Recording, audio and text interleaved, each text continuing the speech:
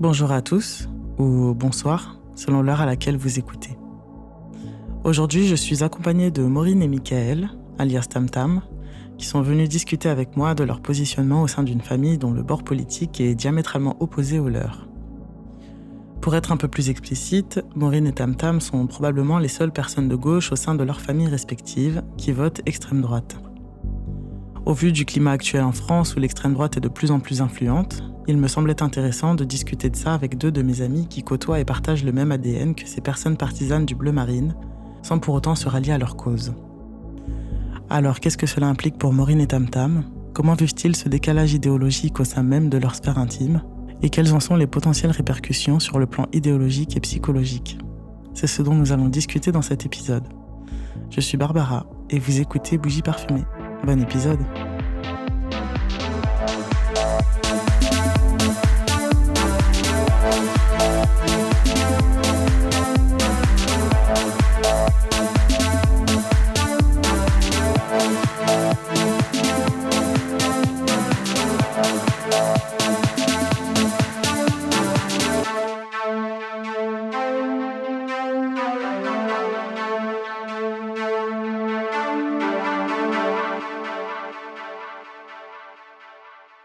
Bonjour à tous les deux, comment ça va ?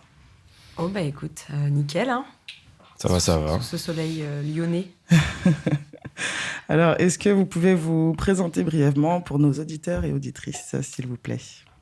Ok, moi c'est Maureen. On est amis depuis quelques années. Sinon, dans la vie, je suis photographe culinaire et directrice artistique dans le milieu culinaire, on va dire de manière générale. Je suis contente d'être là. Et voilà. Et qu'est-ce que je peux dire de plus ? Et ouais, je trouve que le sujet il est hyper important et qu'on montre pas assez que justement dans une même famille, finalement, on peut vraiment être totalement de bords totalement différents. Et voilà, je trouve ça intéressant de donner notre point de vue. Merci Maureen. Moi c'est Michael, j'ai 35 ans et je connais l'hôte du podcast depuis 2018. 2017. 2017, ouais. Et je sais pas, je suis développeur d'applications et je sais pas quoi dire d'autre en fait. Ok. Pour la petite précision, on enregistre en direct de Lyon et vous êtes originaire de la région du coup ou pas Moi je suis de l'Ain, donc pas très loin. Et moi je suis de la Haute-Marne, dans des campagnes bien profondes, avec plus de vaches que d'habitants. C'est exactement comme ça qu'on dit chez nous aussi. Ah bah tu vois, c'est parfait. Ok, ça donne le ton, le cadre. Très bien. Du coup, on va entrer directement dans le vif du sujet. Comme je l'ai supposé en intro, vous êtes tous les deux des personnes qui ont grandi dans des familles aux idées et même parfois aux valeurs contraires aux vôtres. Du coup, pour commencer, c'était comment votre contexte familial quand vous étiez plus jeune ? Sans trop rentrer dans des détails, si vous souhaitez pas le faire évidemment, mais voilà, pour donner un peu une idée de comment vous avez grandi et tout ça, quoi. Moi, ce que je peux dire, c'est que déjà la politique, ça m'intéresse depuis pas si longtemps que ça. Enfin, on va dire qu'avant, je me sentais pas hyper concernée non plus parce que dans ma famille, on n'en parlait pas du tout, c'était pas du tout un sujet. Et on va dire que moi, j'ai commencé à comprendre que ma famille, enfin surtout du côté de mon père en tout cas, était raciste quand je suis sortie avec un arabe français, quoi, hein, je veux dire, voilà. Mais qui clairement, ça se voyait, il était arabe, quoi, sur son physique. Et je suis sortie avec, et j'ai une cousine à l'époque qui a dénoncé qui a raconté ça en fait à mon père, à ma grand-mère, parce que du coup ils vivent tous un peu ensemble comme dans les années un peu 50. Ok.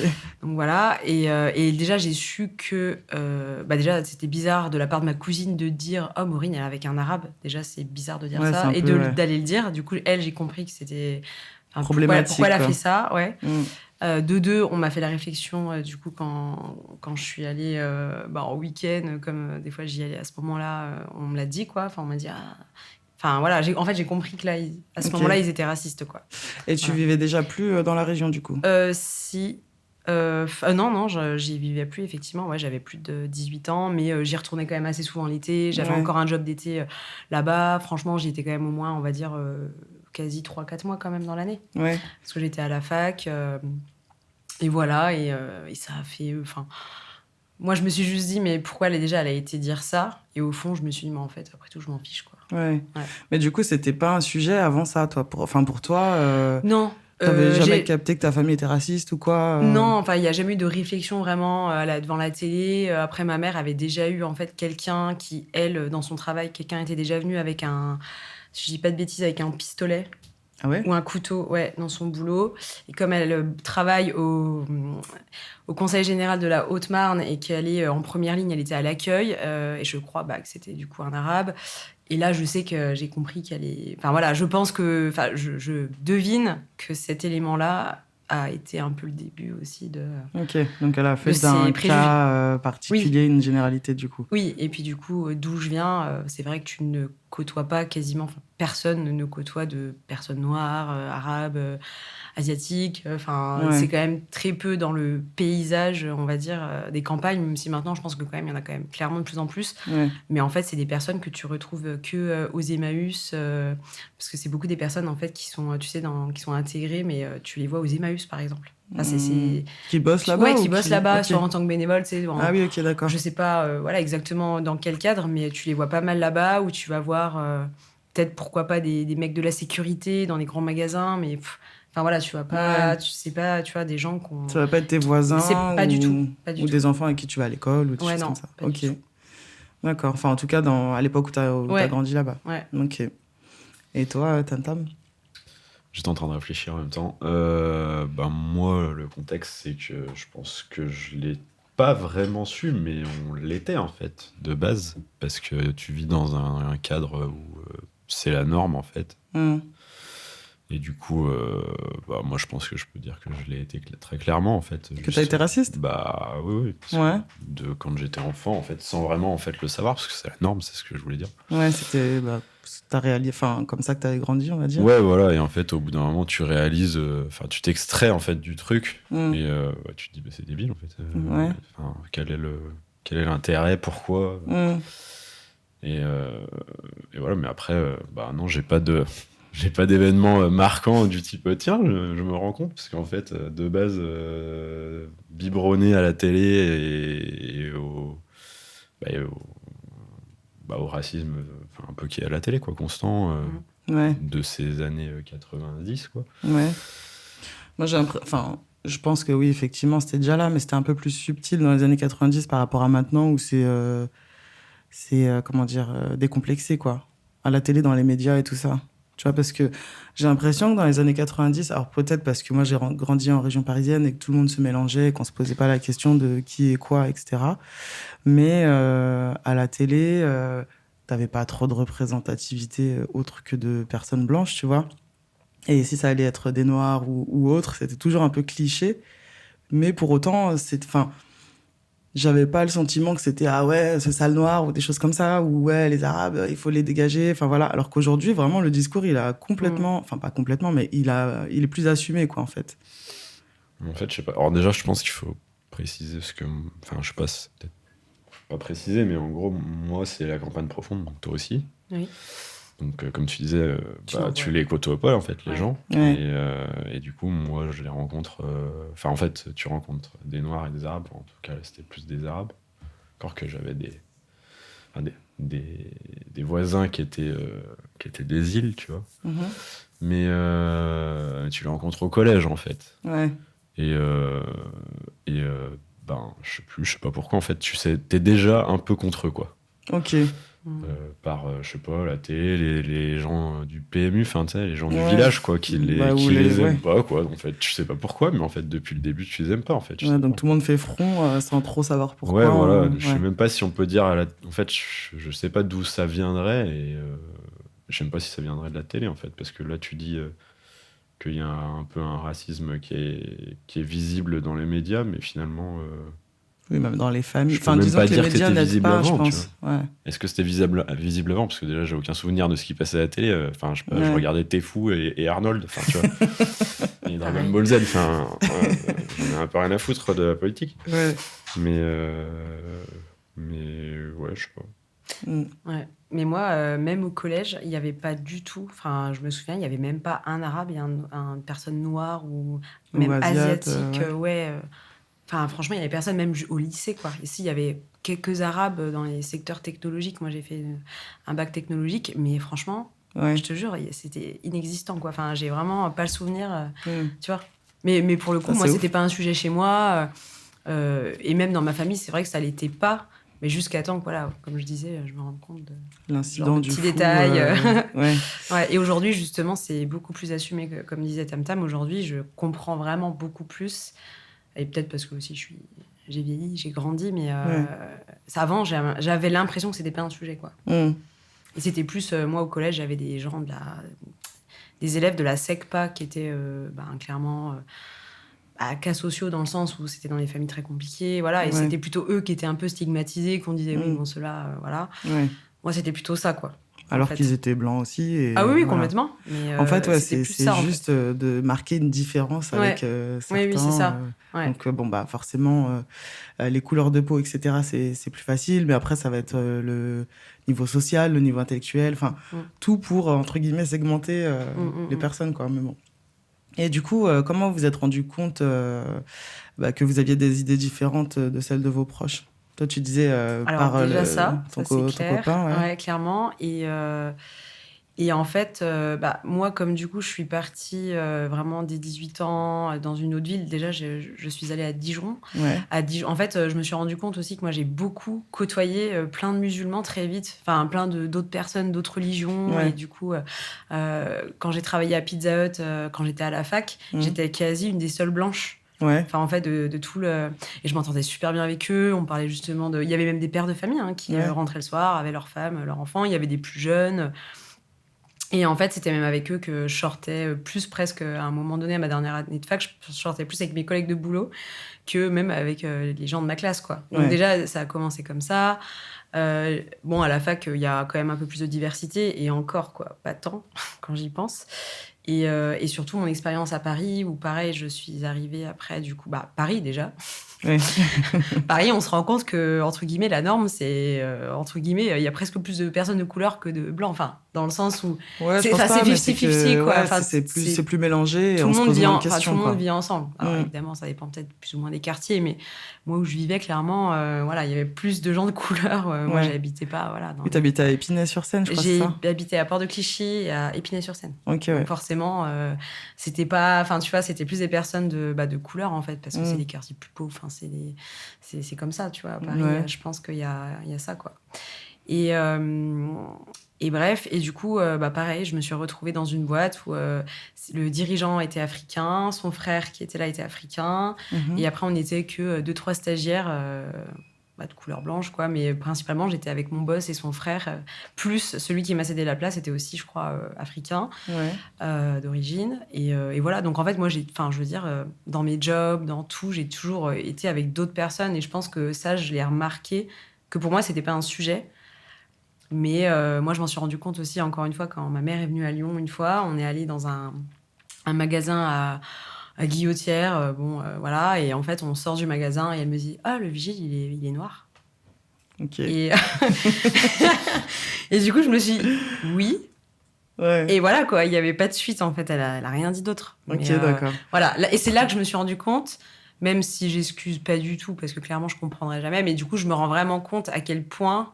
je pense que dans les campagnes, c'est parce qu'ils ne voient pas, ne côtoient pas d'autres personnes du reste du monde, quoi. Mais comme en fait avec le sujet de la grossophobie, parce qu'en fait on voit pas assez. Enfin en fait c'est plus, j'ai l'impression que l'œil ne voit pas ou ne côtoie pas d'autres personnes que soi. Ouais, tant que t'es pas familiarisé à certaines choses. Tout comme peut-être que toute une communauté qui côtoie jamais de blancs se font une avis aussi sur les blancs. Enfin voilà, mais ce que je veux dire c'est que si les gens ne vivent pas ensemble, j'ai l'impression plus du coup la télé. Nous, à la campagne, tout le monde regarde la télé, tout le monde est scotché. Enfin, pas tout le monde, mais quand même beaucoup. Ils sont tous scotchés devant la télé tout le temps. C'est vraiment des fois un bruit de fond alors qu'ils sont même pas devant, quoi. Et sur des chaînes BFM ou, du coup, à l'époque, France 3, TF1, à l'époque, tu vois, c'était plutôt quand même... Et ils voient, actes terroristes. Enfin, en gros, ils voient que ce qui... ils sont abreuvés de trucs et du coup, comme ils en côtoient pas, forcément. Ils peuvent pas se déconstruire. Voilà. Ou en tout cas, oui, ils n'ont même pas l'idée en tête de se dire, en fait, ça peut être aussi autre chose que ça, ces personnes-là, quoi. Ouais, ils ont vraiment leur idée. Et je pense que la télé fait que, et le fait qu'ils n'en côtoient pas au quotidien, qu'ils n'en connaissent pas vraiment, et que, voilà. Ouais. Après, c'est un petit peu le même principe, en fait. Il n'y a pas de déclencheur où tu te rends compte, en fait. C'est juste que tu déménages, donc tu sors de ta campagne. Ouais. Et puis, tu juste vois plus de gens différents, quoi, c'est tout. Et tu te dis, il n'y a rien de... Enfin, du coup, c'est pas pas comparé... un sujet, Ouais, c'est pas un déclencheur où d'un jour à l'autre, je me suis dit, en fait, ils sont racistes. Non, mais c'est juste, à un moment donné, vu que toi-même, tu côtoies les gens, toi, c'est tes amis, c'est tes collègues, en fait. Il n'y a même pas de sujet. Et d'un seul coup, je sais pas, un jour, la remarque qui était habituelle pendant le repas de famille ou je sais pas quoi, t'es juste là, bon, ça va, tu sais, tranquille, tu les connais pas, les gens et tout. Donc, oui, chose qu'avant, tu aurais peut-être laissé passer parce que pour toi, c'était normal. Ou alors, tu continues à laisser passer, donc ça sera peut-être un autre débat plus tard, mais tu continues à laisser passer parce qu'en fait, t'as la flemme de prendre 15 minutes ou 30 minutes où à la fin, ça va aboutir à rien. Donc, en fait... Mais... qu'est-ce que je veux dire ? Non, mais oui... Après, c'est pas qu'il y avait pas de gens de couleur ou quoi, en fait. Par exemple, la voisine. En fait, tu vois, c'est par exemple, tu vas avoir des remarques, mais notre voisine qui était, je sais plus, réunionnaise ou guadeloupéenne ou je sais plus quoi. En fait, on était tout le temps avec eux, en fait. C'était les potes de ma mère, machin. Limite, elles ont travaillé ensemble. En fait, il y a un racisme, mais en même temps, il n'y en a pas. Enfin, tu vois, Ouais, en fait, c'est que... C'est brouillon, en fait. Je pense qu'il y a un espèce de racisme du groupe, mais il y a quelques exceptions. On se dit, ah oui, mais lui ou elle, c'est un différent. Noir exceptionnel, donc il est différent des autres. Alors qu'en fait, c'est juste que tu le côtoies, en fait. Mais c'est leur réalité absolue, surtout. Si c'est la seule personne noire que tu connais et qu'elle est chouette, t'es censé te dire, tous les noirs sont cool.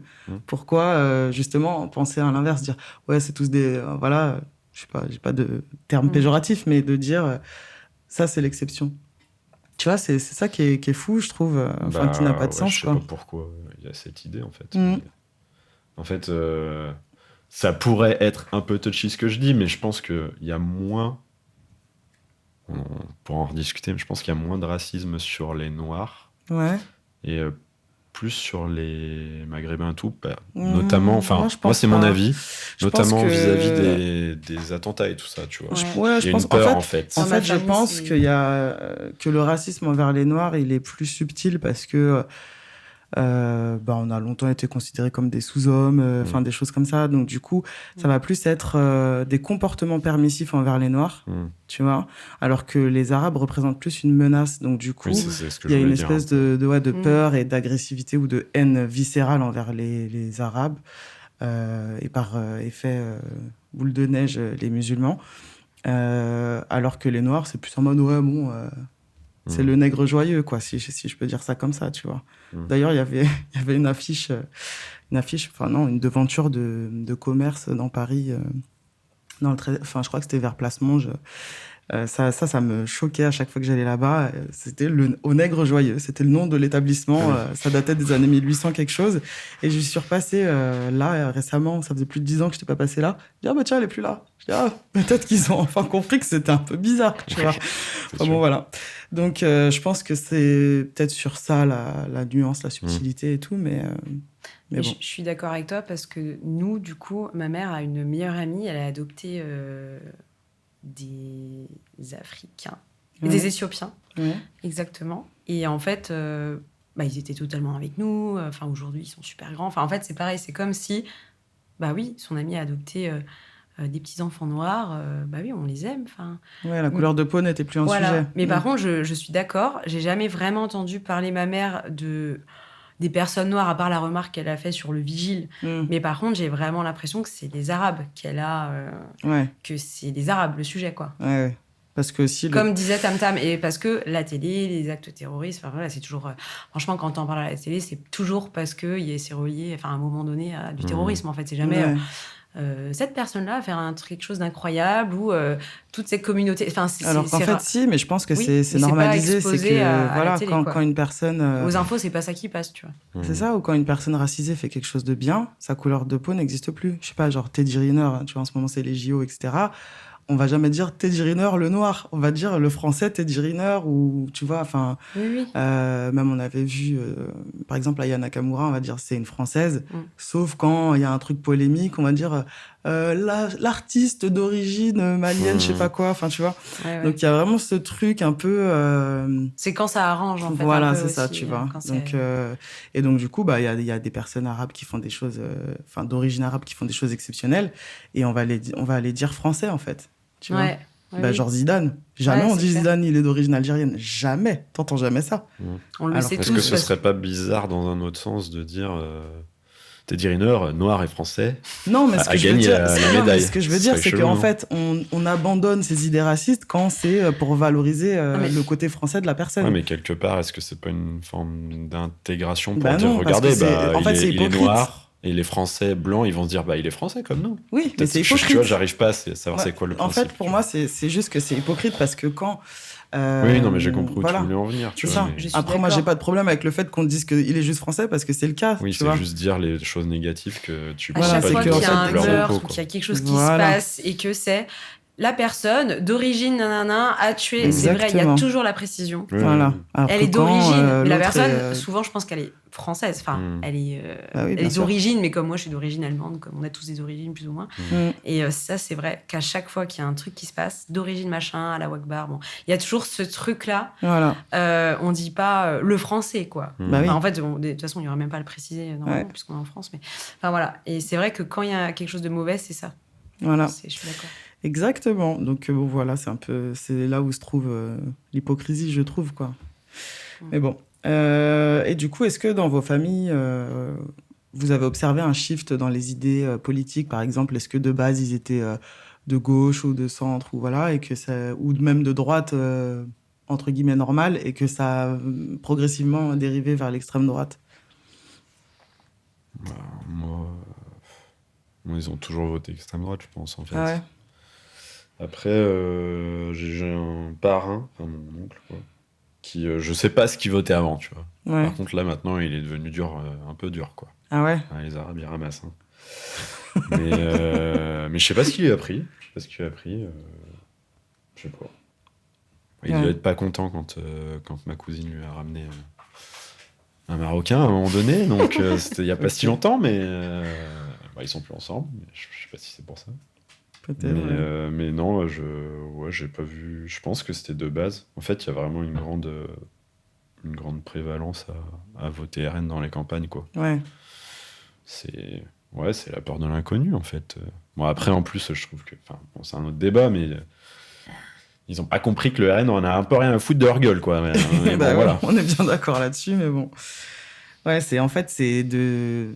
Enfin, tu vois, c'est... Comment dire, les gens votent RN juste par, entre guillemets, racisme ou homophobie ou autre, plus que par idéal politique de se dire, ils vont faire ci ou ça pour l'éducation, ci ou ça pour la santé. Enfin, c'est même pas un sujet, tu vois. Et tu te dis, mais à quel point ta haine de l'autre peut supplanter ton bien-être au quotidien, en fait.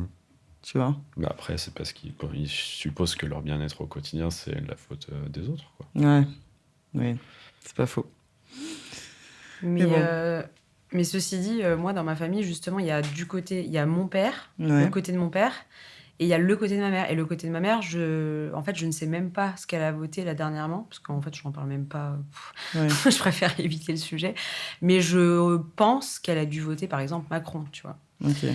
Et que, par contre, chez mon père, du côté de tout, chez mon père, mes cousines, etc., eux, clairement, c'est RN. Et je pense que pour le coup, chez mon père, ils ont toujours voté ça, parce que famille agricultrice, bien française, mon grand-père a fait la guerre. Enfin, je pense qu'il y a vraiment un héritage du passé, aussi de mon grand-père qui a fait la guerre. Enfin, je pense que tout ça, ça vient vraiment des grands-parents aussi. Ouais. Et comme ils vivent un peu tous ensemble, limite dans le même corps de ferme, la maison est à côté. Enfin, c'est vraiment à l'ancienne. Et je pense qu'ils ont tellement une mentalité, entre guillemets... voilà, la vieille France, etc., qui sont restés là-dedans, en fait. Et c'est pour ça que... et encore une fois, ils en côtoient pas et ils sont tous les midis devant la télé, tous les soirs dans les infos. Ils regardent que ça quasiment, de temps en temps, un film le soir, quoi. Donc, eux, c'est sûr que c'est là depuis, je pense, depuis toujours. Et du côté de ma mère, je pense qu'avant, elle en parlait pas du tout. Je pense que vraiment, ma mère, elle était, entre guillemets, comme moi, c'est-à-dire je pense que ça l'intéressait même pas, la politique. Elle votait pour voter, comme en fait tout le monde a un peu fait, hein, finalement. Enfin, beaucoup font. Et je pense qu'aujourd'hui, par contre, je pense qu'elle a ses idées, quoi, clairement. Enfin, qu'elle est beaucoup plus aussi... je le vois dans ses discours. Voilà, elle a clairement dit, moi j'ai mes idées, mais je les dis pas fort, parce que j'ai mon petit frère qui a été exclu de son... En fait, cette année-là, j'ai mon petit frère qui vient d'avoir 18 ans. Il a été exclu de son lycée parce qu'il a fait un signe... il a imité un singe. Avec un de ses camarades qui était noir, pour le coup. Voilà. Et ma mère, quand on a discuté de ça, elle a clairement dit oui, moi j'ai mes idées, mais je le dis pas, quoi. Ton frère, il avait j'ai le droit d'avoir mes idées. Il avait bien fait, mais non, parce qu'elle était choquée, pour le coup, elle était choquée quand même. Elle est pas, je pense pas qu'elle soit... Enfin, si, je pense qu'elle a vraiment des idées dont j'ai pas envie d'en entendre le quart, tu vois. Mais elle était quand même choquée qu'il ait fait ça. Mais est-ce qu'elle est choquée parce qu'il a fait ça, parce que du coup, ça donne une mauvaise image de mon frère et du coup de la famille de ma mère? C'est ça la question. Ou est-ce qu'elle est juste choquée? Et à mon avis, c'est plus le côté la honte qui soit exclue, plus que... Elle va pas lui inculquer des valeurs de folie, quoi. D'ouverture. Justement, ma question qui venait après, c'était est-ce que justement tu penses que c'est... tu disais que ça découle des grands-parents, etc. Et j'allais dire, est-ce que ça se retransmet aussi dans les générations plus jeunes? Et tu viens de répondre à ma question avec ton petit frère. Ah oui, mon petit frère. Par quel biais, quoi? De quoi? Par quel biais, quoi? Juste par reproduction sociale un peu comme nous, en fait, finalement. S'il n'y a pas quelqu'un qui casse la chaîne à un moment donné, t'es baisé, quoi. C'est ça, du coup, ça se passe comment un repas de famille chez vous? Est-ce que justement ça parle de ce genre de choses ou pas du tout Non. C'est quoi parler de ce genre de choses? Je sais pas, est-ce que quelqu'un lance un sujet, je sais pas, il y a un truc justement aux infos, c'est arabe, machin, et puis après tout le monde il va de son petit commentaire, ou est-ce que pas du tout vous évitez le sujet, ou est-ce que juste c'est même pas un sujet en fait, parce que parfois on peut avoir des idées sans pour autant être tout le temps en train d'en parler, hein, mais perso, comme je disais, ça pourrait être un sujet, mais en fait j'ai essayé tellement de fois que voilà, ils sont un peu bornés, quoi. Mais ils savent même pas en fait pourquoi, comme je disais, ils savent même pas pourquoi est-ce ils aiment pas les gens, en fait. C'est tout, quoi. Après, il y a déjà eu des débats un peu, ça tourne un peu en rond, quoi. C'est comme si t'avais un débat avec, je sais pas, un mec du RN, en fait, finalement, tout simplement, en fait, ça tourne en rond. Mais par contre, c'est vrai que j'y suis allé plusieurs fois, hein. Mais bon. T'es monté au créneau, comme on dit. Ouais, voilà, et après, on boude un peu pendant quelques temps. C'est chiant. Déjà que c'est pas un énorme plaisir. Donc, si en plus, pendant le repas, t'as un froid... Voilà, quoi. Je sais que... Et même, tu vois, dans certaines familles qui sont pour autant très ouvertes, etc., il peut y avoir des, entre guillemets, dérapages, tu vois, ou des choses... alors, je sais pas si c'est des choses qu'ils pensent foncièrement ou si c'est des choses qu'ils disent un peu comme ça, tu vois. Mais ça fait quand même des dégâts, quoi. Et je sais que, par exemple, mon partenaire de vie s'est déjà pris la tête avec des gens de sa famille, alors que pourtant, c'est des gens... en tout cas, ses parents directs, ils sont clairement de gauche. Grands-parents, oncles, tantes, je sais pas trop. Je pense plutôt de droite, mais quand même pas extrême droite. Non, c'est clair qu'ils sont pas d'extrême droite, mais en tout cas... ils peuvent avoir des commentaires qui sont limites, tu vois, et il s'est déjà pris la tête avec eux, alors que pour autant, ils m'adorent et que machin. Même moi, j'ai participé à un débat à table sur les musulmans et autres, et t'es là, mais... moi, je leur ai dit, mais moi, je suis un produit de banlieue et pourtant, j'ai un master, je suis intelligente, vous m'adorez. Je sais pas dit vous m'adorez, mais voilà, vous voyez bien que je suis une personne... qui a la tête sur les épaules et je suis pas un voyou ou quoi que ce soit, tu vois.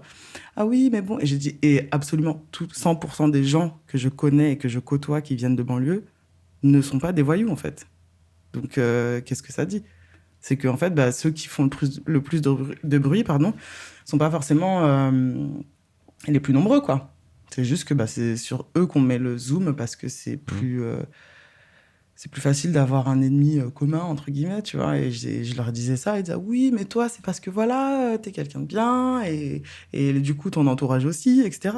Non, en fait, c'est juste que tous les gens quasiment de banlieue sont juste des gens bien, quoi. Mais après, le truc, c'est que, comme on en parlait, je crois, hier ou avant-hier, quand tu dis de banlieue, en fait... c'est ça aussi, c'est toi, que les déjà, gens... t'as ton microcosme parisien, et quand toi, tu dis banlieue, tu penses la banlieue parisienne. Je pense, l'Île-de-France, quoi. Et quand les gens, ils disent... ils entendent banlieue à la télé, en fait, ils entendent racaille de la cité. La banlieue égale cité, machin. égale racaille, Voilà. égale drogue, limite. En fait, quand t'es à la campagne et que t'entends le mot banlieue, et que quand tu sais ce que c'est, moi, quand j'ai vécu à Paris... c'est pas du tout la même version. Bien sûr, parce que justement, en plus, tu connais là où j'ai grandi, et c'est plutôt une banlieue, même pas... Enfin, on peut considérer ça Bourges, mais ça l'est pas vraiment, parce que tu as aussi des quartiers HLM, machin. Mais c'est juste que, je sais pas, la région fait en sorte que ce soit chouette. Enfin, la région, le département, pardon. Enfin, tu vois, j'étais dans un lycée public et je faisais quand même du squash en EPS, ce qui est un sport de riche, entre guillemets, tu vois. Et donc, parce qu'il y a des bonnes subventions ou je ne sais quoi, tu vois. Mais en tout cas, banlieue n'égale pas forcément barre d'immeubles et drogue et criminalité, tu vois. Au contraire. Donc, bon. Mais ils sont pas... vu qu'ils vivent pas du tout... le fait que quand les médias parlent de banlieue, ça parle de ça, en fait. Oui, c'est ça. En gros, ils disent banlieue, mais en fait, c'est la cité. Ouais. Et en fait, du coup, si toi, tu te présentes comme venant de banlieue, eux, ça les étonne. Et en plus... eux, ils vivent pas du tout dans les cités, dans les banlieues parisiennes. Ouais. Ils vivent même pas à Paris, en fait. Ouais, mais justement, quand après, moi, je suis là en tant que témoin et que je te dis, non, c'est pas comme si, c'est comme ça, limite, on me croit pas, tu vois. Et d'ailleurs, toi, t'étais venu aussi là où j'ai grandi et tu m'as dit, mais j'imaginais pas ça du tout comme ça. En fait, t'es de Bourges. Je me rappelle que tu me disais, mais moi, à côté, je suis un pauvre et tout. Je disais, non, mais... Parce que, moi, j'ai toujours dit banlieue parce que pour moi, j'allais dire mon imaginaire, mais dans ma réalité, la banlieue, c'est un truc cool, quoi. En fait, la banlieue est un terme péjoratif donné par les médias. Parce que moi aussi, vraiment, pour moi, le mot banlieue est attribué à quelque chose de péjoratif. Dans mon esprit, mais dans ce que... Alors que, non, banlieue est un mot juste pour dire tout ce qui est hors Paris, en fait. Exactement. Et ce qui jouxte Paris. Et en fait, ce serait un autre mot. Demain, les médias appelleraient ça la couronne parisienne, ou genre... Enfin, je ne sais pas comment on pourrait appeler ça. Complètement. Et en fait... Vraiment, dans l'esprit des gens, ce serait autre chose. Ouais. Il y a vraiment... le mot est péjoratif quand on y pense, en fait. Alors que, non. Ouais, c'est le sens qu'on donne au mot qui est problématique, quoi. Et bon, et du coup, est-ce que vous avez essayé... Enfin, tu le disais tout à l'heure, Tam Tam, mais est-ce que vous essayez toujours actuellement de faire évoluer vos membres, vos proches dans leur schéma de pensée ou pas? Est-ce que vous avez abandonné ou est-ce que... Moi, je le fais avec des personnes où je me dis qu'il peut y avoir une discussion. Après, du côté de ma mère, de base, on discute de rien de profond. Okay. En fait, à table, vraiment, on ne parle pas pas de sujet. Donc, en fait, je sais que elle a son idée. Ah oui, et ce que j'avais oublié de dire, c'est que quand, dans son lieu de travail, elle a quand même ce travail depuis qu'elle a 18 ans, elle est directement en contact avec des assistantes sociales, etc. Et en gros, elle a tous les dossiers de gamins placés, d'histoires. Enfin, elle voit des choses tous les jours qui sont, je pense, assez horribles. Et en fait, je pense aussi que ma mère, avec son expérience au travail, je pense qu'elle voit... beaucoup de noms étrangers dans les dossiers de ces familles-là, parce qu'il y a quelques petites cités, des petits appartements un peu comme ça chez nous, où effectivement, il y a beaucoup de jeunes qui traînent, c'est un peu... Et en fait, c'est que je pense qu'elle aussi, c'est qu'elle a ça au quotidien depuis qu'elle a 18 ans, et que je pense qu'elle voit beaucoup plus de familles étrangères, du coup, voire arabes, à mon avis, je pense, du coup, avoir plein de problèmes, des choses qui sont assez chaudes qui se passent, en fait. Ouais. Donc, je pense qu'elle est tellement aussi dedans depuis des années, que, en fait, c'est... franchement, je pense que son avis ne changera pas tant qu'elle en côtoiera pas, tant qu'elle s'ouvrira pas à d'autres choses. Et du côté de mon père, c'est pareil, on ne discute pas, en fait. Enfin, vraiment, j'ai une famille avec qui je ne parle pas de ça. Par contre, je pense que si j'ai des amis ou des proches et que j'entends des choses comme ça, oui, je vais avoir des discussions parce que c'est mes amis. Enfin, déjà, bon, j'ai pas d'amis comme ça. Ce serait compliqué. Et il y a des personnes, en fait, tu peux pas... Enfin, franchement, les personnes qui sont dans les extrêmes, je trouve, tu peux pas discuter avec eux. En fait, c'est pas que je veux pas, c'est que vraiment, tu sais que ça peut partir en live. Et tu le vois, enfin, le peu des fois que j'ai pu en parler avec des personnes qui avaient bien leurs avis arrêtés. J'ai l'ami d'une... Le chéri d'une amie, on va dire, on en a parlé dès que je parlais de la police en disant... du coup, on s'éloigne juste du sujet de l'extrême droite et du racisme, mais de dire que les violences policières, c'est en rapport. En fait. Les violences, on s'en éloigne. Non mais on s'en éloigne pas. Mais non, mais là je parlais plus des violences policières, mais qui peuvent être vis-à-vis des personnes étrangères, mais pas que en fait. Parce que clairement, les gilets jaunes. Et en fait, il fallait même pas dire. Ça, en fait, pour lui, la police est parfaite, ça n'existe pas. D'accord. Et vraiment, il dit non, mais faut pas s'attaquer à la police. Et en fait, c'est là, je me suis dit waouh. Et là, en fait, tu peux pas quoi. Tu sais que c'est mort en fait. Tu peux rien dire, c'est pas possible. Tu ne peux pas dire quoi que ce soit. Non, mais c'est. Quand en fait les extrêmes, tu sais que tu ne peux pas. Et c'est pour ça que ça c'est tout à fait les gens qui manquent de nuances en fait, tout simplement quoi. Oui, voilà. Et du coup, les gens qui n'ont pas de nuances, de toute façon, sur tous les sujets, tu ne pourras pas discuter avec eux. C'est comme ça en fait sur tous les sujets. Ouais, je suis assez d'accord. Après, moi, il y a des sujets sur lesquels je suis intransigeante et si je vois que les gens sont trop cons pour le comprendre, enfin pour s'ouvrir, juste ils dégagent de ma vie quoi. Ah ouais. Et c'est eux qui perdent au change, clairement. Après. Je pars m'isoler à Lyon, j'ai juste un peu ma bande d'amis sur Lyon et salut. Mais bon, ceci dit, je ne suis pas proche. Enfin, justement, je ne suis pas proche de ma famille parce que on est aussi trop éloignés et que du coup, c'est pas que je fais l'autruche, mais je me dis en même temps, je les vois. Enfin, c'est horrible, mais je les vois 4 fois dans l'année. En fait, je pense qu'ils ne pourraient pas faire partie de ma vie. De toute façon, je pense que des personnes comme ça ne peuvent pas faire vraiment partie de mon quotidien. Je ne peux pas... Enfin, voilà. C'est pour ça que... Enfin, je pense que je ne pourrais pas clairement être proche de personnes comme ça. Et c'est comme ça. Et en fait, on est tellement à des années-lumière qu'effectivement, on esquive un peu tout. Donc, c'est très superficiel. Mais au final, ça arrange sûrement tout le monde et voilà, ce sera comme ça, je pense. C'est triste, mais en même temps... c'est clair, c'est triste parce que... Après, je pense que là, ça se joue sur ce sujet-là, mais dans d'autres familles, ça va être d'autres choses, tu vois. Oui, et puis en plus, nous, il y a eu... Mais justement, par contre, ce que je trouve hypocrite, c'est que dans notre propre famille, il s'est passé des choses assez horribles que ma mère a elle-même vécu ou accepté, ou ça l'a concernée. Et ça, par contre, on ne parle pas de tout ce que les Blancs se font entre eux, l'inceste dans les familles, les meurtres, et voilà. Et ça, on n'en parle pas à la télé. Pourtant, les stats sont là et c'est horrible. Et est-ce que... c'est quoi le plus grave ? Des fois, tu te dis, c'est hypocrite, en fait, parce que nous-mêmes, on sait ce qui se passe dans les familles blanches, des choses... Je crois qu'une fois, une étrangère, j'étais avec une étrangère dans le train, je ne sais plus du tout de quelle nationalité elle était, mais ni africaine, ni arabe, peut-être de Roumanie ou de je ne sais plus de quel pays, ou de la Serbie, quelque chose comme ça. Et elle me racontait sa vie.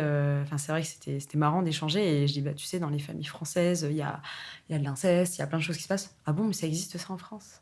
Elle m'a dit ça, elle m'a dit un truc comme ça. Et je me suis dit, waouh. Donc en fait, elle n'est pas au courant de ce que c'est la France. Surtout que dans son pays, ça doit exister aussi. C'est juste mais que c'est dit. Nous, on a quelque chose où, ok, on sait qu'il se passe énormément de très mauvaises choses en France. Mais ce qu'on va mettre en avant, c'est effectivement un acte terroriste par un arabe. On va pas... Ça, par contre, t'inquiète pas qu'aux infos, on dit pas tous les chiffres qu'il y a sur un enfant sur 3 ou 4, je ne sais quoi, a déjà été victime d'inceste par l'ami de la famille en plus, ou par le père ou par machin. Ça, on n'en parle pas, tu vois. C'est clair. Moi, c'est sur des choses comme ça où je trouve que du coup, c'est très hypocrite. C'est de toute façon... moi, ça me fait... l'arbre qui cache la forêt, comme on dit. Voilà, ça me fait doucement rire aussi, du coup. Voilà. Bien sûr, c'est plus facile de pointer les autres du doigt. En fait, dans les familles françaises, entre guillemets, on s'amuse peut-être pas à péter des immeubles, on n'en parle pas du reste, tu vois, alors que... tu vois ce que je veux dire. Je suis totalement d'accord. Alors que il y a des choses... Enfin, j'allais dire plus graves, non, mais disons qu'il y a des choses graves il y a aussi, quand même ça veut dire que ça veut dire quand même qu'un pays est malade quand il se passe tout ça. C'est qu'il y a des problèmes, quoi. Bien sûr. De toute façon, moi, je trouve que la France est quand même un pays qui est... alors, je sais pas j'ai envie de dire pro-pédo, tu vois, mais parce que je suis tombée récemment sur une vidéo de Claude François qui disait en toute décomplexion ouais, moi j'aime bien les meufs de 14 ans, 15 ans, dès qu'elles dépassent 17, ça m'intéresse pas. Et normal, quoi, genre chaîne de grande audience, mais pas qu'en France, au calme. Le fameux, s'il est russe, je crois, la Maznev, là, le film, là, Le Consentement, là, le mec qui a clairement eu toute une œuvre littéraire sur des viols de même et de garçons et de filles de 12 ans, quoi. Ok. Et c'était son œuvre. Sympa. Et c'est seulement maintenant que le film sort, le livre sort. Le mec, il est limite à moitié SDF, parce que, enfin, il n'est pas SDF, mais il est parti s'exiler dans un autre pays, parce que le film, là, il est sorti cette année. Et je pense qu'en fait, c'est avant, quoi. Avant, on était là et on pouvait raconter des choses comme ça, quoi. Putain. Mais tu vois, je pense que oui, effectivement, au lieu de dire les autres ils sont comme ci, machin, peut-être qu'on devrait passer un peu plus de temps à protéger les nôtres. Balayons devant la porte, comme on dit. Ouais.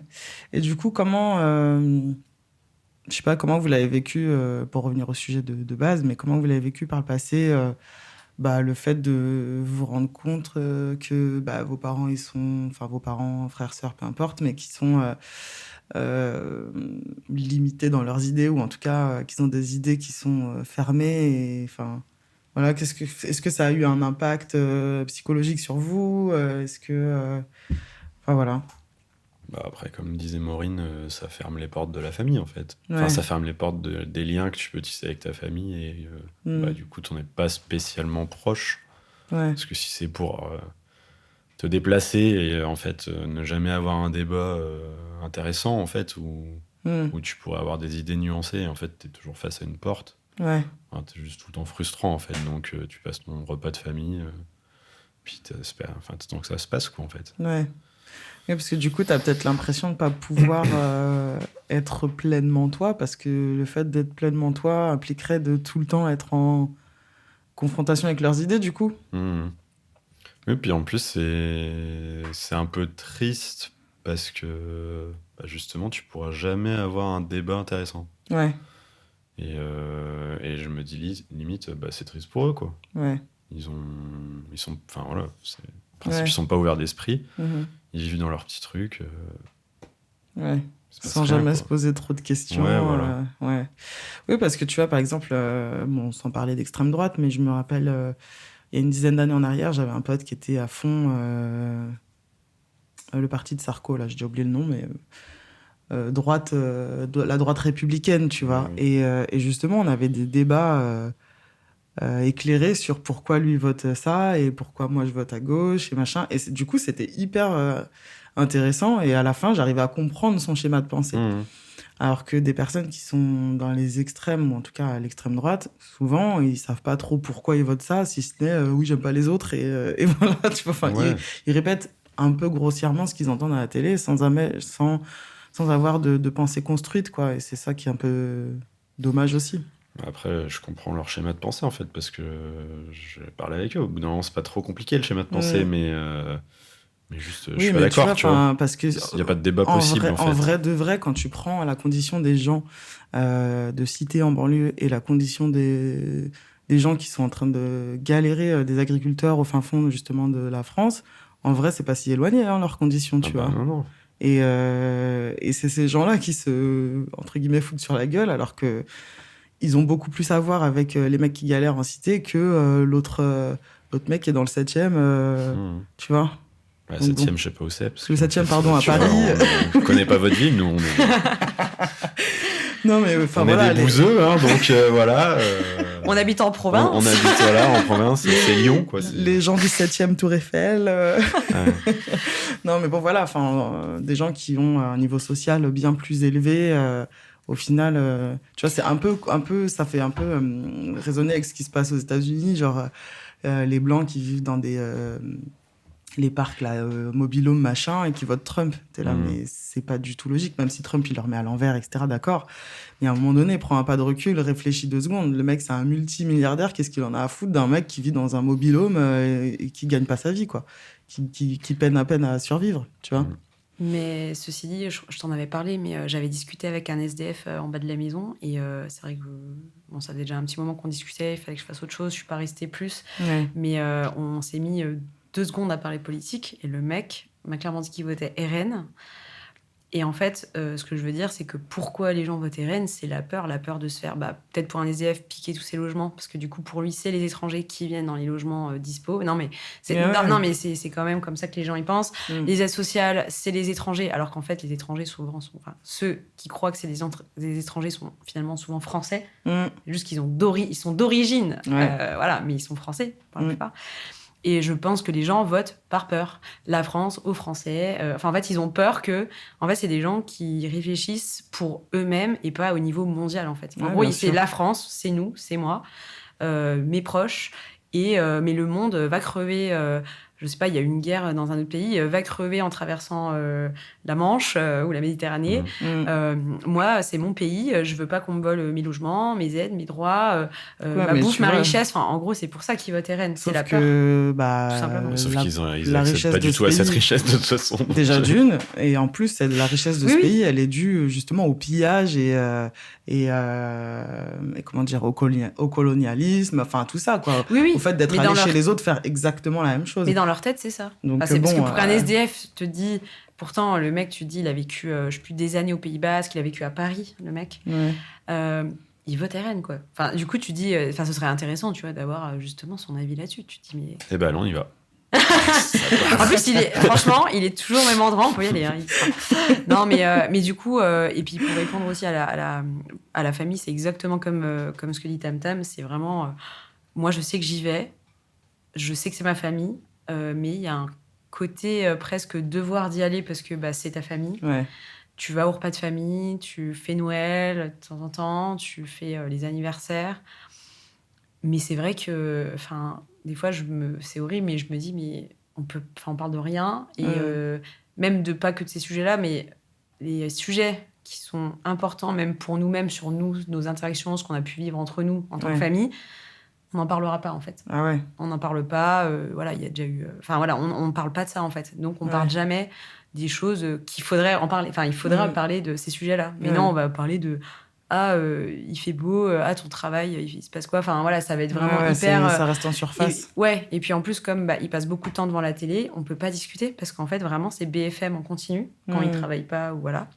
Et en fait, tu ne peux pas discuter si t'es comme ça absorbé devant la télé, tu vois, c'est pas possible. Et du coup, moi, c'est vrai que quand j'y vais, c'est ça. Et puis du coup, je me dis, bon, j'y suis allée, je repars chez moi. Enfin, c'est vrai que c'est un peu lunaire. Du coup, tu te dis au final, des fois, pourquoi, quoi? Qu'on pourrait continuer à faire ça, en fait.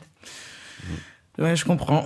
Enfin, j'essaye de comprendre en tout cas parce que moi j'ai cette chance de ne pas être opposée aux idées de ma propre famille, tu vois. Mais après, je sais qu'il y a des sujets où parfois on n'était pas forcément d'accord. Après, ça relève pas du tout de la politique, hein. Oui. Mais moi, je suis plus du genre à de toute façon forcer le passage et dire même si même si la personne de la famille en face n'a pas envie d'en parler, on va quand même en parler, tu vois. Après, quand je dis forcer le passage, c'est jamais avec violence ou véhémence, etc. C'est plus, moi, j'aimerais qu'on parle de ce truc-là, voilà. Et puis, parfois, la personne, elle va être un peu braquée. Bon, pas grave, j'y reviendrai d'autres fois. Et après, tu vois, avec le temps, tu vois, ce que tu dis, les entre guillemets, secrets de famille, machin, moi, ça peut prendre des années, hein, mais pour moi, il y a des choses, faut pas se priver d'en parler, tu vois. Mais bon. En fait, le problème, c'est quand tu as déjà essayé plusieurs fois, que tu as vu les conséquences et les résultats que ça donnait, c'est-à-dire des crises de larmes, d'énervement, oui, tu parles de sujets pour me faire du mal, ou enfin, peu importe. Ouais, d'accord, donc ouais, c'est en fait, c'est soit, du coup, j'y vais plus, clairement, et soit, voilà, tu vois. Donc, c'est vrai que c'est faire le choix de la tranquillité d'esprit, de la paix, et de se dire, au final, à quel point il est question, du coup, de s'effacer soi, juste pour le confort psychologique de l'autre, tu vois. Ouais. Moi, je trouve qu'à un moment, famille ou pas, il y a des choses que, tant pis, tu vas m'écouter, quoi, en fait. Et si t'es pas content ou contente, c'est pareil, tu vois. Ouais. Alors après, je dis ça, c'est plus facile à dire qu'à faire, hein, parce que... surtout si t'as jamais été habitué à parler avec ta famille. Ma famille, même quand j'étais petite, jamais... je veux dire, il n'y a jamais eu de... discussion profonde, ils m'ont jamais dit... Quelles sont tes aspirations de vie? Oui, complètement. Ça a toujours été... oui, bon, moi, je veux juste que tu aies un CDI, entre guillemets, fais ta vie. J'ai un peu l'impression que c'est ça pour tout le monde, hein, tu vois. Finalement, les familles où on s'assoit à table et on se raconte nos rêves et nos accomplissements, il n'y en a pas tant, tu vois. Quand tu regardes dans ton entourage, etc. Alors, bien sûr, après, il y a un curseur, il y a des degrés, etc. Hein, mais Mais voilà, tu vois. Ouais. Bah ouais, mais en même temps, il y a aussi des contre-exemples. Moi, j'ai plein d'amis qui sont très proches, qui peuvent quand même discuter de choses. Après, c'est sûr que... Après, je suis très proche de ma famille et tout. Mais ce que je veux dire, j'ai pas le souvenir de quand j'étais plus jeune, être à table. Alors du coup, machin. Non, mais c'est sûr. Aujourd'hui, je pense plus. Bien sûr, il y a des familles qui le font et ça, je trouve ça trop cool. Hein. Mais oui, ça va être plus actuel, on va dire. Aujourd'hui, je trouve que les parents s'inquiètent beaucoup plus des émotions de leurs enfants, vont vraiment chercher. Enfin, on est quand même... mais c'est sûr que nous, on n'était pas... Enfin, ils n'étaient pas en charge de ça non plus. C'était bon, les adultes ont raison, on verra plus tard. Du coup, quand je serai adulte, j'ouvrirai ma bouche et c'est un peu ce que j'ai fait du coup. Mais bon, voilà.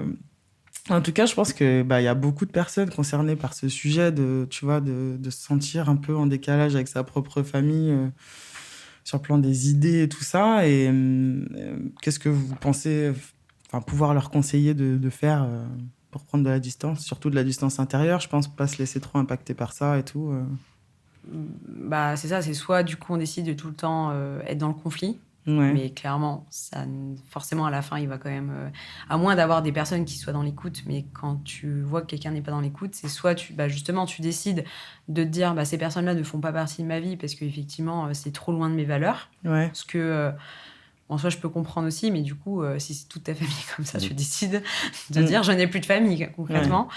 Mais oui, je pense qu'il faut... Après, je pense qu'à un âge, on fait tous notre vie, en fait. C'est ça qui fait que, surtout si on est dans d'autres villes, moi, je suis à 300 km, il y a vraiment aussi cette distance kilométrique, je pense, qui fait que on fait sa vie, on a chacun plus ou moins à un moment donné un conjoint ou peu importe, ou pas que d'ailleurs, mais je veux dire, on a son travail, on a ses amis, on a son entourage. Et du coup, c'est vrai que... Ouais, voilà, c'est pas de faire l'autruche, parce que je pense que c'est pas bien de faire l'autruche, mais je pense que parfois, c'est donner quand même plus de sérénité, quoi. C'est un peu horrible, mais... Et puis je pense que voilà, il faut choisir ses amis, du coup, un peu sa nouvelle famille. Voilà, et du coup, s'entourer au quotidien, par contre, de personnes qui partagent complètement beaucoup plus nos valeurs.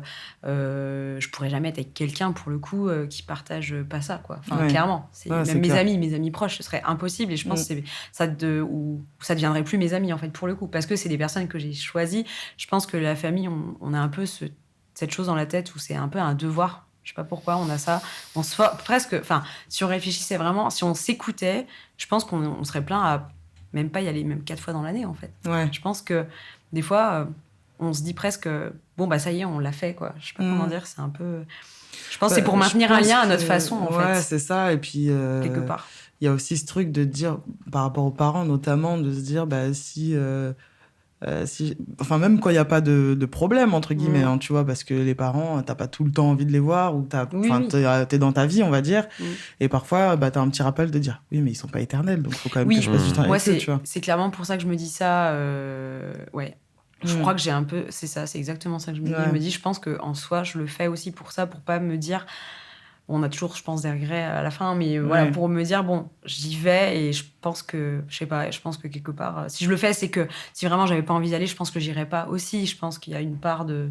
C'est un peu contradictoire, c'est pas simple, c'est pas, je veux pas du tout les voir, ou j'ai trop envie de les voir. Je pense qu'il y a beaucoup de choses qui rentrent en jeu, effectivement, quand je continue à aller à des repas de famille qui... Franchement, rester 7 heures à table, ça m'intéresse pas. Pour en plus ne pas avoir vraiment de discussion. Enfin, c'est vrai, au final, quelque part, qu'est-ce qu'on s'inflige ? Et je pense qu'on s'inflige ça parce qu'on a la conscience ils sont pas éternels en soi. Puis on peut aimer des personnes sans pour autant les apprécier, quoi. Donc c'est ça, c'est souvent ce qui se passe. Je pense que c'est hyper complexe. C'est nos parents. Enfin, c'est quelque chose de super complexe en fait au final. Après, est-ce que c'est pas la société qui nous impose ça ? Bien sûr. Si, il y a de ça aussi. Il y a aussi de ça. Il y a des gens qui font le choix de dire fuck à tout le monde et... faut juste après assumer ce choix et vivre bien avec. Je pense pas que ces gens-là sont plus malheureux que d'autres, mais c'est un gros parti pris, on va dire, quoi. J'ai pas de solution non plus. Je trouve que c'est, en fait, sans faire ma psychanalyse de ma famille, de mon rapport avec ma famille, mais je trouve que c'est triste parce que je pense qu'il y aura toujours moyen de creuser, parce que toujours un peu espoir de creuser, mais vu que ça te saoule de base, moi, clairement, j'y vais moins de 4 fois dans l'année. Et en fait, ça demande un effort conséquent. Genre, moi, là, j'ai l'idée, j'aimerais bien en fait faire des trucs avec mes parents. Ah oui. Parce que je me dis, comme tu dis, ils sont pas éternels. Et puis peut-être qu'on va créer un lien, en fait. Ouais. Parce que je vois, genre, la famille de ma copine, enfin, genre, ils sont soudés, quoi. Ouais. Même s'ils se tirent dessus un peu sur le plan des idées.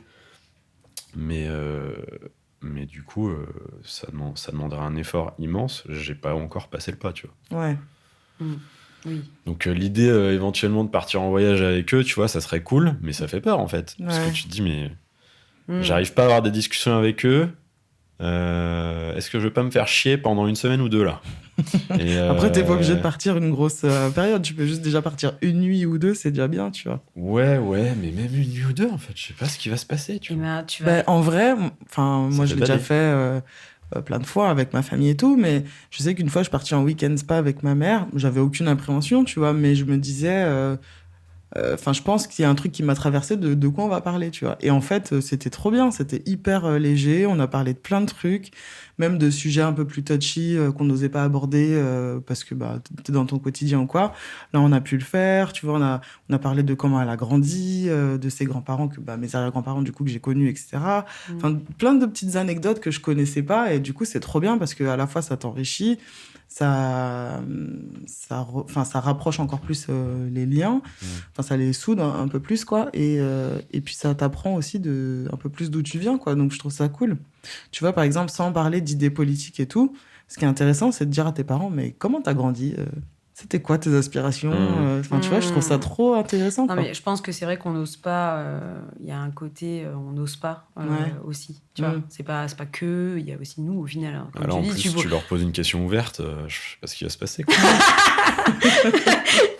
Mais par contre, c'est trop drôle parce que ma mère, alors que quand je vivais à Paris, autant dire qu'à ce moment-là, vraiment, quand on parlait, même très peu longtemps, ça pétait. Vraiment, on ne pouvait pas se parler sans qu'il y en a une qui ait le ton. Vraiment, on n'arrivait pas à parler, quoi. Ah ouais? Ouais. Et en fait, je sais pas... franchement, je pourrais même plus savoir pourquoi ça m'a traversé l'esprit. Mais je travaillais à Paris et j'ai envoyé un message à ma mère et j'ai dit... ça dit, on part en vacances toutes les deux. J'ai fait ça, quoi. Ouais. Et en fait, on est partis ensemble. Alors, c'est elle qui m'a dit, on prend un truc... Pour le coup, j'ai pris un truc que je ne ferais jamais, tu vois. Pour le coup, moi, je sais pas, avec mon copain, on a pris un truc totalement all-inclusive. On allait en Tunisie. Donc, d'ailleurs, c'est drôle, du coup. On est allé à Tunisie. Voilà. Être raciste n'empêche pas de... C'est chez eux, donc ça va. Non, mais puis c'est pour des vacances, et puis avec hôtel, machin. Mais bon, bref, on a fait 2 semaines comme ça. Et j'avoue qu'encore la veille, d'ailleurs, ma sœur était là. Je pense qu'on s'était vus sur Lyon, parce qu'en fait, on a pris le billet, on a pris l'avion à Lyon et ma sœur habitait pas loin de l'aéroport, vers Saint-Bonnet-de-Mur. Et ma sœur était là, et même devant encore ma sœur, on se prenait le nez, quoi. C'était la veille de partir. On avait loué un petit Airbnb vraiment encore plus à côté de l'aéroport. Et vraiment, ma sœur, je lui avais dit, putain, qu'est-ce qui va se passer?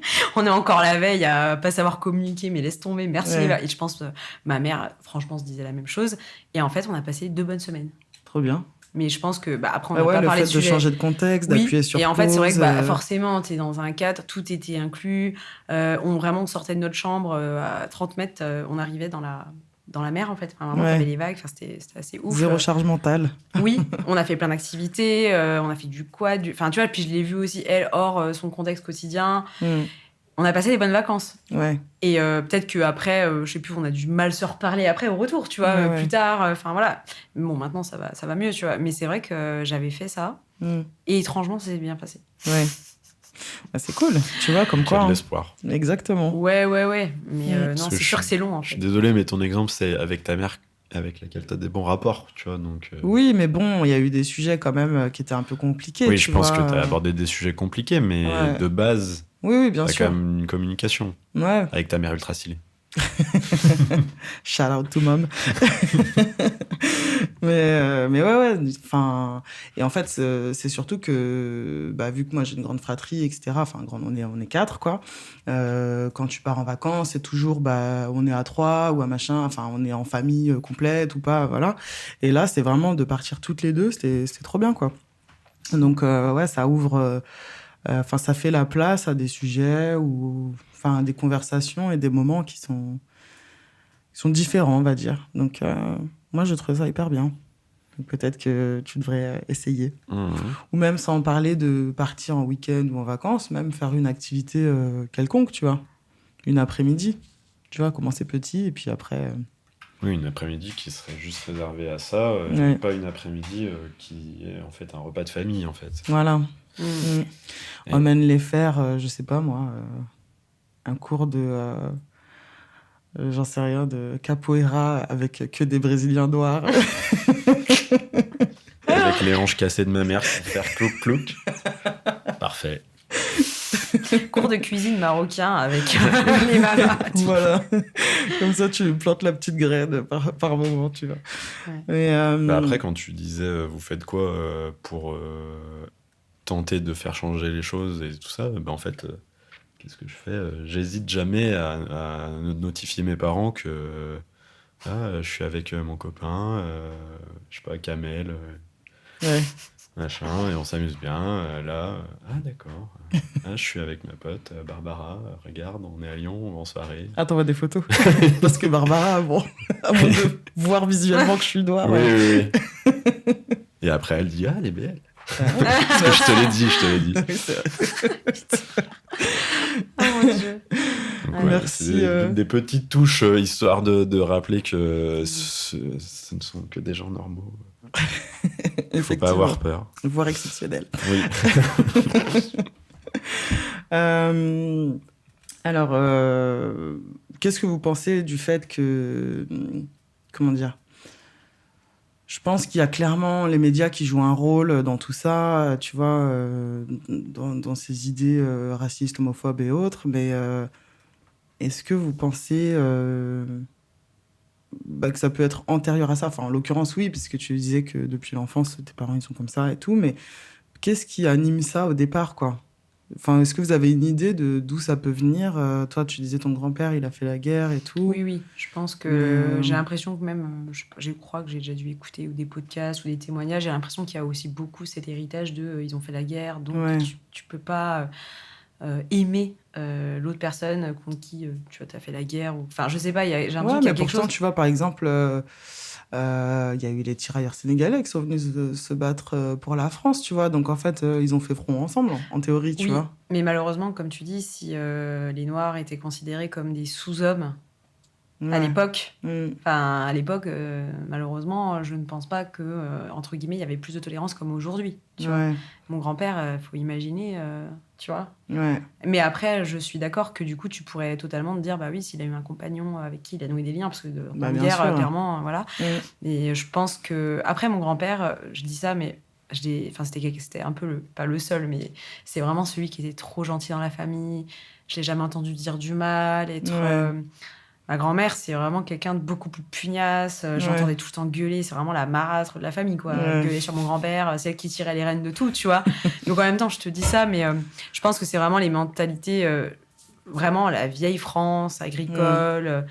Moi, je pense qu'il y a quand même vraiment une mentalité de base qui était comme ça. Et eux, comme ils n'ont pas trop évolué sur les années 2000, voilà, ils vivent quand même vraiment un peu encore comme à l'ancienne, tu vois. Ils sont vraiment dans d'autres sphères, même eux, dans leur vie de base. Enfin, c'est vraiment autre chose. Et je pense que comme ils sont en mode info, sans côtoyer qui que ce soit...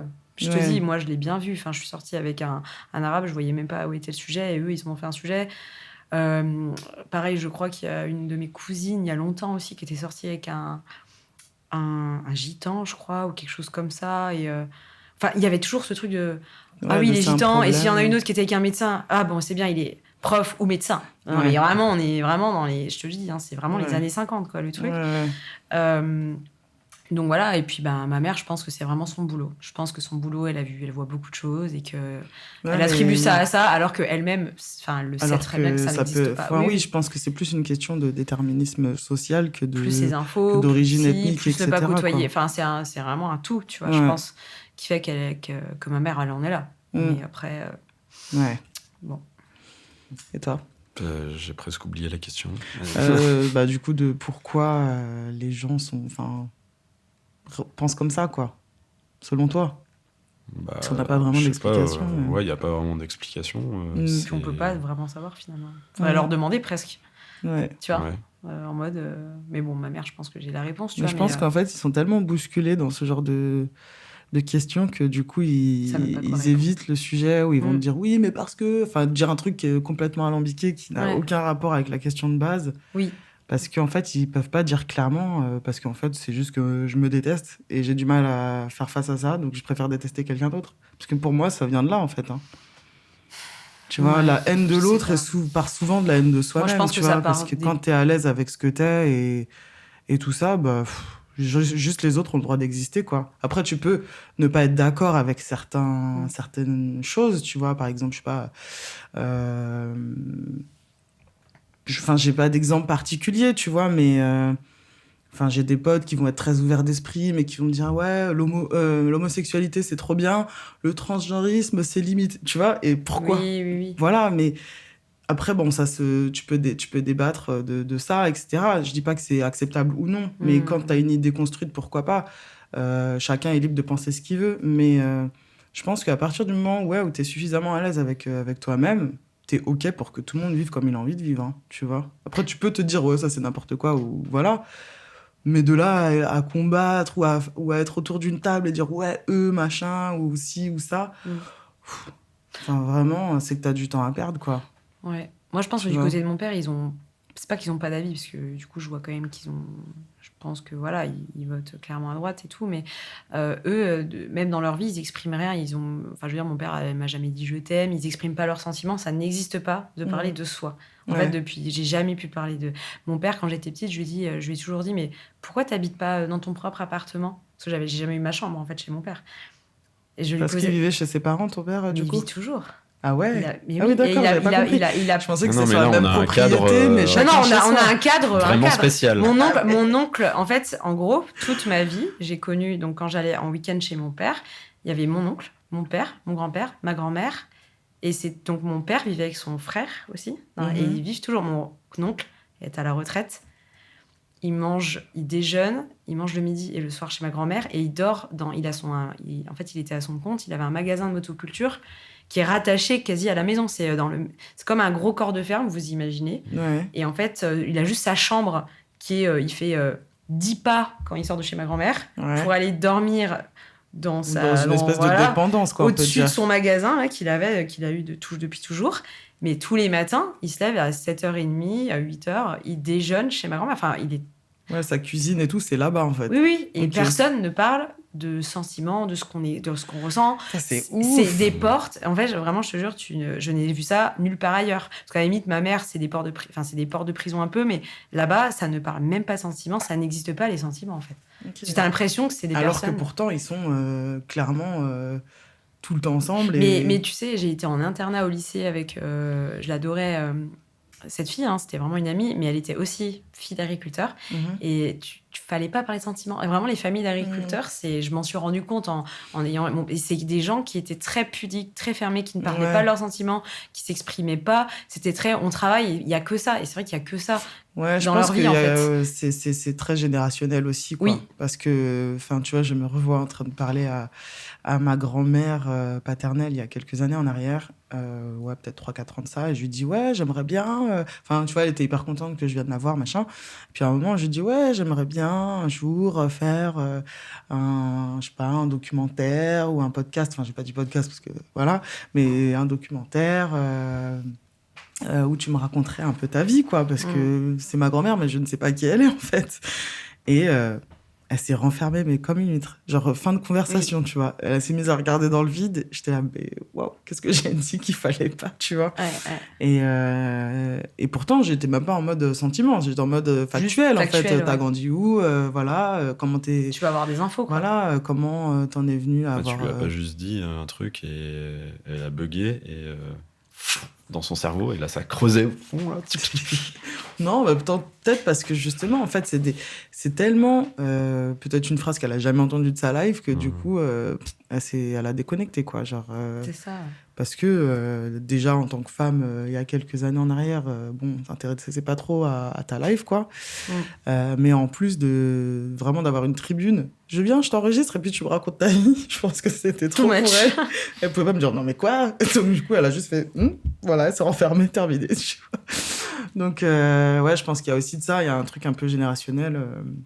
Oui, qui est un peu dommage en vrai, parce que moi je trouve que c'est c'est des viviers, en fait, les gens, tu vois. Bah, la preuve, Qui avec le comprennent d'où tu podcast, viens, moi, quelque j'interroge part. mes potes parce que je trouve qu'on est tous remplis de richesses différentes et c'est trop important de partager ça, quoi. Parce qu'en vrai, on est tous un peu connectés les uns les autres, quoi. Donc, Ouais.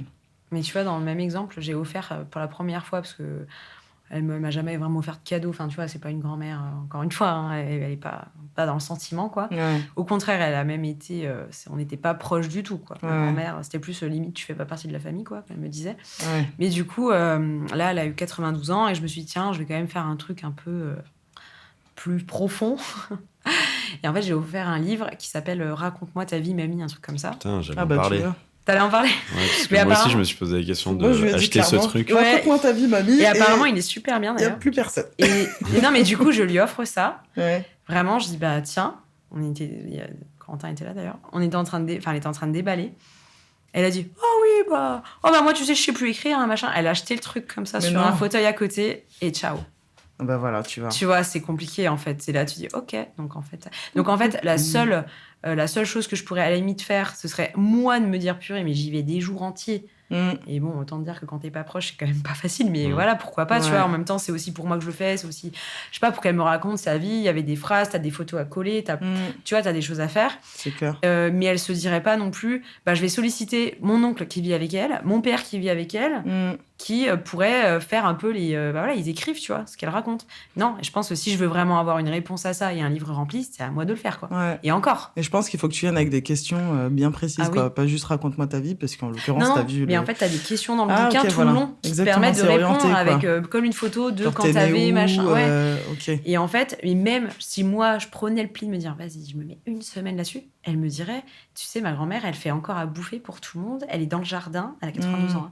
Elle est encore dans les jardins, elle cultive machin. Et en fait, elle est tellement occupée que je pense qu'elle voudrait pas trouver le temps pour. Tu vois, Ouais. tu vois, t'étais vraiment à ce stade où en fait, juste, c'est pas possible. Ouais. Oui, parce que elles ont pas été éduquées comme ça. Puis en qu'elles fait. s'en fichent, quoi. Que ça c'est concerne même pas, en un fait. sujet. C'est pas un sujet de parler de soi, des sentiments, Enfin non, c'est pas un sujet. Des choses profondes, non, quoi. Ouais. Ce serait bien que ça change. En tout cas, je pense que nous, si un jour on est grands-parents, oui. Moi je raconterai toute ma life à mes enfants. Je pense que la génération change beaucoup de choses, quoi. Ouais, c'est sûr, mais bon. Enfin, en tout cas, je serais vachement axé dialogue, quoi. Je pense que c'est hyper important, donc voilà. Pour finir, alors est-ce qu'il y a une citation, un proverbe ou même un conseil qui résonne particulièrement en vous et que vous aimeriez partager avec les auditeurs et auditrices, en rapport avec le sujet ou non d'ailleurs? C'est horrible, moi j'en ai un qui me vient, mais il est pas du tout positif. Mais il est venu direct, mais ça n'a rien à voir. C'est l'homme est un loup pour l'homme, mais dans le sens où justement il n'y a pas du tout. Je trouve que c'est quand même un peu très rapport négatif, finalement. mais non, ça veut dire que justement il n'y a pas du tout de couleur de peau. C'est qu'en fait n'importe qui peut te faire du mal. Enfin peu importe. Enfin il n'y a pas une personne qui sont des sous-personnes, des sous-races, enfin ou des. Voilà. Il y a juste des gens bien et des gens pas bien. Voilà. C'est aussi simple que ça. Non, mais on m'a pas mal. Et même des gens bien qui font des choses pas bien et des gens pas bien qui font des choses bien. Mais oui, c'est ça aussi. Voilà. Non, mais c'est pour ça. On est juste des gens avec des palettes complètement différentes et puis voilà quoi. Ouais. Mais ouais. Moi je trouve que finalement c'est un peu en lien, tu vois. Oui, il peut. Non, mais il y a un lien, mais c'est pas très positif. Et j'ai pas d'idée. Je sais pas. Rencontrer des gens quoi. Enfin, élargir son groupe de potes. Élargir ses horizons. Parce qu'en fait, c'est sûr que si tu restes entre... forcément, le truc qui fait que tu commences à rencontrer des gens de la diversité, entre guillemets, c'est que tu vas à la ville, quoi. Ouais. Oui. Et donc, à la campagne, il y en a peu. C'est ça. Et si tu sors pas de ta campagne... Donc, voilà, si tu sors pas de ta campagne, tu vas jamais te confronter. C'est un peu... pas forcément le bon terme, mais genre, tu vas... Je sais pas, va boire une bière dans un bar et... Tu vois ce qui se passe, quoi. Enfin... Tu vas pas parler à un random, ça sera bizarre. Mais juste, des potes de potes, en fait. En général, c'est des potes de potes. Ouais. Et tu vas bien te rendre compte que ça va, quoi. Ouais. Après, moi, je trouve que...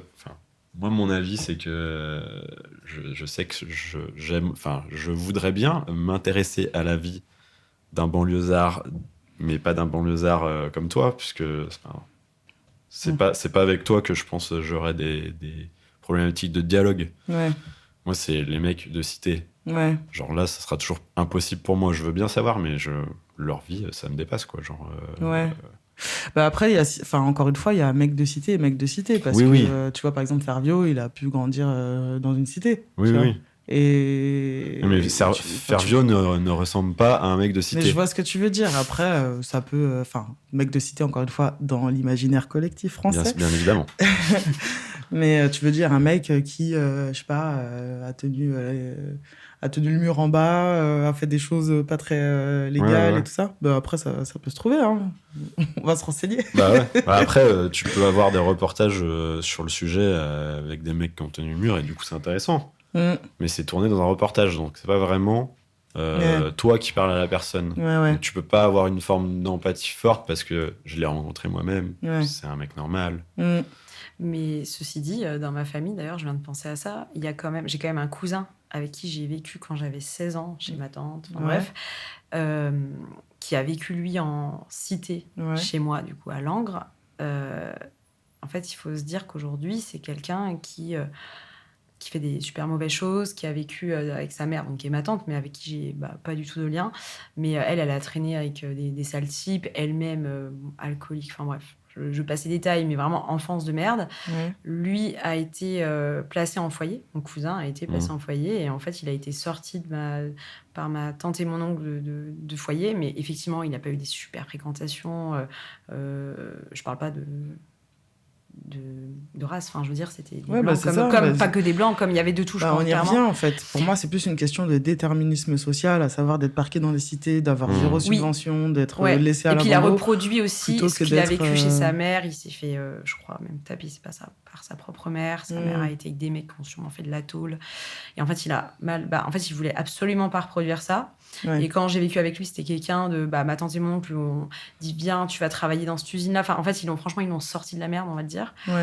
Mais en fait malheureusement c'est le naturel. En fait une fois qu'il a pris son indépendance, faire des enfants, des machins, et en fait il pétait des câbles. Je pense qu'il a été violent avec les... En fait lui-même a été violent avec les personnes qui... En fait il a reproduit, alors que vraiment je te jure que quand j'habitais avec lui, jamais...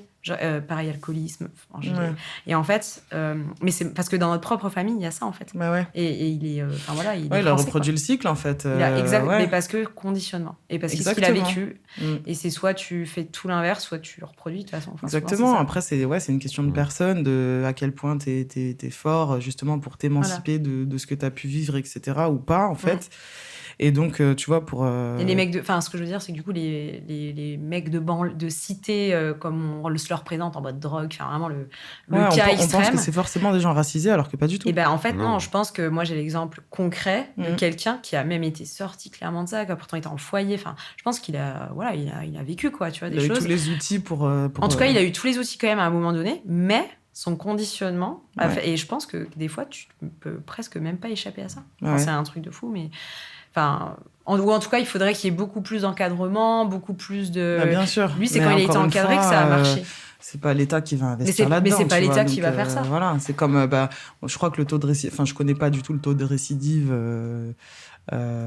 pour les personnes qui ont été incarcérées et tout, mais je crois qu'il est assez élevé, tu vois, parce que justement il y a pas d'accompagnement après. C'est ça, on laisse très peu. Comme on dit, il y a plein de personnes, elles sont arrêtées, elles ressortent du poste de police 2 heures après et elles sont lâchées pour des choses qui étaient déjà pas cool, tu vois. Il y a un peu ce hop, tu vois, et ça recommence, quoi. Donc forcément. Après, c'est aussi un conformisme social dans leur groupe social, en fait, parce que si tu n'agis pas comme les autres, tu risques d'être rejeté. Oui, il y a aussi ça, Donc c'est là où tu habites. C'est un peu aussi ce qui peut se passer dans les campagnes. Oui, puis si tu as grandi avec telle personne... Si toi-même, tu ne passes pas à travers en étant genre un peu raciste ou juste en disant rien, quoi. Et en fait... tu traînes collé à la mentalité justement de tes parents, de ton entourage. Du cercle, non, mais c'est vrai. Complètement. Et du coup, choisissez bien vos fréquentations. C'est ça, en fait. Complètement, Et puis aussi, il faut peut-être apprendre à se suffire à soi-même, tu vois. Et réfléchir par soi-même, en fait, arrêter de... Tout comme, mais même pour tout, même les habitudes, je sais pas moi, alimentaires et tout ça, on dit qu'on reproduit ce que nos parents achetaient même dans les marques. Si ta mère achetait des yaourts Yoplait, tout le monde, plus tard, achète les mêmes trucs. Et en fait, je trouve que ça va dans tout ce que tu peux avoir dans ton quotidien. Bien et sûr. si tu te réfléchis par toi-même et que tu fais tes propres choix et non par tout ce que tu as vécu quand tu étais petite, bah, c'est sûr, tu deviens soit des individus parce que tu as choisi de penser comme tes parents, de vivre comme tes parents, enfin peu importe, soit tu réfléchis vraiment par toi-même et si tu n'es pas du tout en rapport avec tes parents, bah, tu décides que ta vie ne ressemblera même pas du tout à celle de tes parents, quoi. C'est ça. C'est pour ça que c'est important de prendre un pas de recul et de regarder ce qu'il y a de bon à garder, ce qu'il faut jeter, etc. dans tout ce qu'on a pu recevoir comme éducation familiale, environnementale, sociétale et ainsi de suite, quoi, en fait. À la curiosité, tout simplement, en fait, c'est ça. Exactement. Bah, du coup, pour finir, moi, je dirais que pour rebondir à ce que tu disais de sortir, aller à la ville, etc., bah, le voyage aussi, c'est quelque chose qui permet de bien s'ouvrir à l'autre si on part pas avec son bagage français en mode j'arrive en conquérant et c'est chez moi ici. Tu vois, parce qu'il y en a vraiment qui ont des comportements assez abusés. Mais voilà, juste de s'intéresser aux autres, on se rend compte que voilà, parfois, tu as plus à voir avec... je sais pas, un Coréen qu'un mec qui a grandi dans ton patelin, quoi. Donc voilà. Et merci en tout cas pour vos témoignages, c'était super intéressant. Bah ouais, merci, c'était chouette. Merci de ton accueil chez moi. Merci. Nous arrivons à la fin de cet épisode, j'espère que celui-ci vous a plu. N'hésitez pas à liker, à commenter, à partager et à laisser des petites étoiles si vous êtes satisfait du contenu.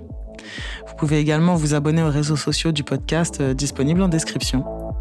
En attendant, je vous dis à la prochaine et vous remercie de votre écoute. À bientôt.